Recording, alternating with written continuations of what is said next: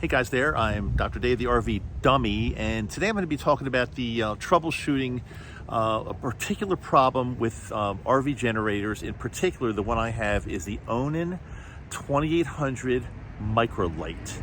That's just the one I have, but this one is going to be applicable for many different Onans. It seems like this problem is out there. A lot of people have it, and let's get into it today because there's some misinformation on YouTube here about this, and I just want to set the record straight. I just went through this entire thing, so I'm going to share it with you. So I was having a typical problem that a lot of people seem to be having with Onan generators on their RVs, and that would be, it works perfectly, it sounds great, it fires right up, but in certain weather conditions, albeit hot weather in particular, and I'm here in Salt Lake City, and the summers do get pretty hot here. The generator went on, fired up perfectly, sounded good, purred like a kitten, but then after, it could be anywhere from 5 minutes, 10 minutes, 20 minutes, it could be an hour, it would just putter out, and there's like nothing you can do. And then, and this happened to me, and then I would try to restart it, and it would not restart, sometimes for hours, sometimes not until the next day.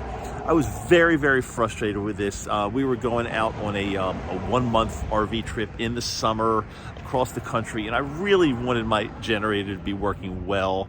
And so I tried to watch YouTube and tried to see if I could figure this out myself before making an appointment at Cummins. By the way, the Cummins repair, diesel and generator repair, luckily it's not far from my house. We have a really good one. So if I do need generator work, they're the ones I go to. But of course, I'm going to try to see if I can shoot this on my own. So I watched every YouTube video out there that I possibly could on this exact topic.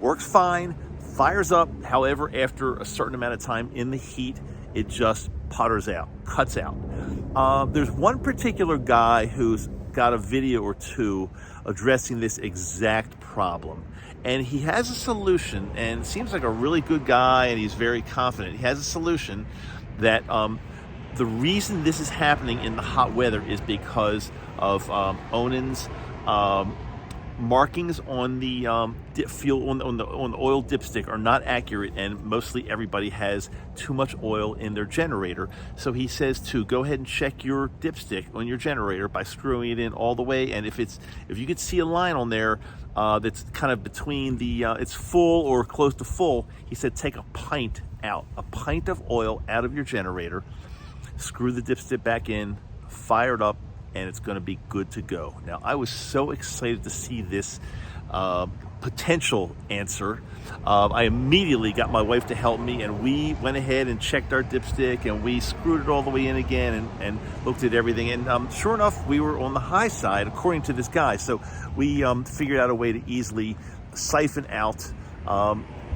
We did a half a pint, between a half a pint and a full pint out of our generator. Super excited, went to try it, and I think maybe the first time or so it did work a little bit longer, but then it puttered out, and then eventually it kept repeating the exact same problem. So here I was back to square one. This did not work, even though the guy's got a lot of views on this video, and a lot of people say, hey, thank you so much, this was the answer, that the technicians don't know what they're doing, nobody knows what's going on, this is the answer, this fixed my generator, blah, blah, blah. Whether those are accurate or not, I don't know. And I'm not saying that this guy has not had success with that technique. I don't think anybody's coming on and making a fraudulent video. I think this definitely helped him, and it sounds like it helped other people, but it certainly did not even come close to helping me. I tried it, I gave it my best shot. So, back to the drawing board. I still tried to do some more research. I couldn't figure out anything. I did all the regular things we all do. Make sure, my van's level, just all kind of things. Make sure there's enough gas in, of course, but nothing seemed to help. So then my next step was I went ahead and made an appointment at the Cummins generator repair shop, and they got me in, and it took them a while to troubleshoot it because they had all these emergencies they had to fit. You never think of generator shops having emergencies, but they said to me if an ambulance comes in, the generator's broken, they have to put that in front of everybody. So I kind of get it. So after the guy finally had a chance to look at mine, I was out there with him personally. I was watching him do this. He let me do it because I came back and told them I was a little bit pissed off that they hadn't gotten to mine yet. So the guy miraculously did, and I appreciate that a lot. And he did some diagnostic testing, and he said, you need a new fuel pump. And I said to him, with what percent confidence are you saying that I need a new fuel pump? Because I don't really want to spend it, because he said it's going to be a big job because they've got to take the whole generator out. They cannot put a new fuel pump in without taking the whole thing apart. So that's really a lot of labor. So I said, with what percent probability or confidence do you have that this is going to work? And he looked at me and didn't even stop for a second. He said 100%.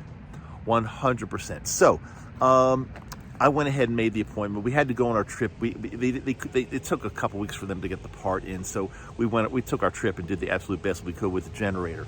But when I got back, and I had my appointment scheduled to have the new fuel pump put in, which was yesterday, we had it done. He ran it for an hour at the shop. He said it ran smoothly. It was perfect. Now, again, it was a little bit cooler yesterday. So I got it home, I paid them, and by the way, the whole fix was a lot of money because not only did I have to pay for the fuel pump, which is maybe a couple $100, not very expensive, but the labor was another $800 because it took hours. So my bill was about, total with tax and tip, no, I'm just kidding, no tip. Total with taxes, it came to like $1,100. But again, what am I going to do? I need the generator to work. I want it to work. I wasn't about to, I'm not going to keep dicking around myself and try to get these cheap fixes that aren't going to work. I wanted it done, so I got it done. So I brought it home today, just about an hour ago. Right now, as I'm speaking to you, it's about 80 degrees out here. Not super hot, not super cold. It's not the 95 degrees that I was having the big trouble in, but I was also having trouble in temperature like this as well. I just had it on, I just fired it up and had it on and ran it partially on load too for about an hour. It sounded perfect. It showed no signs of puttering out.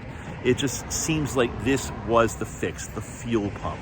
So my recap on this is, yeah, there are some fixes that people say absolutely work on YouTube. They say that, this will work, this will do it, don't worry about anything else. But it's just, when it comes down to it, that's not necessarily the case. And maybe some generator repair people don't know exactly what they're doing, but the people at Cummins, and this is not a plug for Cummins. I don't work for Cummins. I have no affiliation with them. I don't get paid for this in any way whatsoever.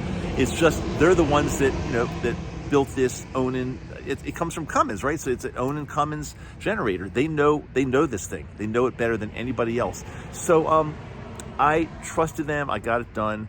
I would always take my generator back to Cummins to have the work done, because again, it's 20 minutes from my house and they know what they're doing. The last thing I want to say is the guy said it wasn't true. he said it wasn't true. When the guy on the video said the markings are wrong on the dipstick, he said it's simply not true. He said, but also when you're getting a dipstick reading on my, at least on mine's a 2800 micro light on mine. He said, do not screw it in. That's not going to be an accurate reading. Sit the dipstick right on the little thing you touch it to before you screw it in. He said, that is your accurate reading. That's super important to know, guys, because again, there's a lot of misinformation out on the internet, on YouTube. So I want you to be really careful. This came right from the horse's mouth, or if not the horse, it came from the technician, repair person, highly skilled at Cummins, the people that actually build these generators. So again, I don't know who knows better, somebody on YouTube or somebody actually at Cummins that it's their generator. That's what I have to say today. I hope this helps at least one person. Hopefully it'll help a lot more. I'm Dr. Dave, the RV Dummy. Consider subscribing if you want to hear and see and experience more videos like this, and even a little bit different, but they all have something to do with RVing. Talk to you later.